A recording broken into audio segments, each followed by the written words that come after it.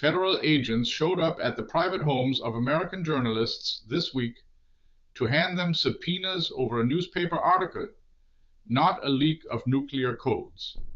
An article about whether the president's new airplane is safe. From the outside, this is the kind of thing that makes a European news desk pause and read the sentence twice. Because in Berlin, a government sending prosecutors to a reporter's front door is not routine journalism friction. It is the plot of a cautionary film about how democracies quietly stop being democracies. And yet in Washington, this is now simply Wednesday's news. Here is what happened. The New York Times reported on security concerns surrounding the new Air Force One, specifically that the aircraft is not fitted with the same protective systems as the previous presidential planes.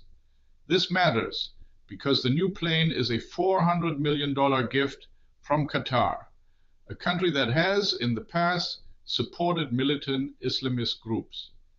That gift has been controversial since May of 2025, with the opposition openly using the word bribery. The paper's reporting was, by any reasonable measure, a matter of public interest. The response? Subpoenas from federal prosecutors in New York. The journalists are to appear before a grand jury next Wednesday over an alleged violation of federal law. Some of those subpoenas were delivered by federal officials to the reporters' homes. The newspaper called it an extraordinary escalation of the president's efforts to threaten and intimidate independent news organizations. The White House, when asked, pointed to the Justice Department.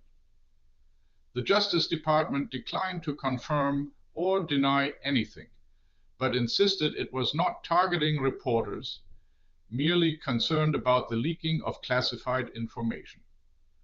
A familiar formula.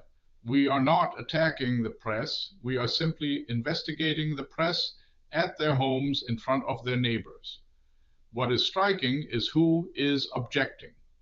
The National Press Club calls it an extraordinary attack on press freedom and a violation of the Constitution.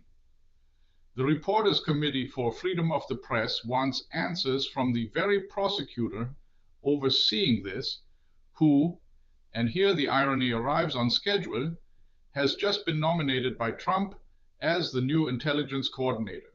He faces a Senate hearing the same Wednesday the journalists face the grand jury. And the criticism is not only from the usual suspects. Even Fox News, a network rarely accused of hostility to this president, called the subpoenas alarming, noting the article covered legitimate news about legitimate security concerns. When Fox raises an eyebrow, something has genuinely shifted. From a European vantage point, the mechanics are almost more telling than the outrage. A president accepts a luxury jet from a foreign monarchy. A newspaper asks whether that jet is safe, and the state's answer is not to reassure the public, but to knock on the journalists' doors. The story was never really about the airplane. It is about who is allowed to ask questions and what happens to them when they do. That's the view from here. What does it look like where you are? Drop it in the comments and subscribe for the perspective American media won't give you.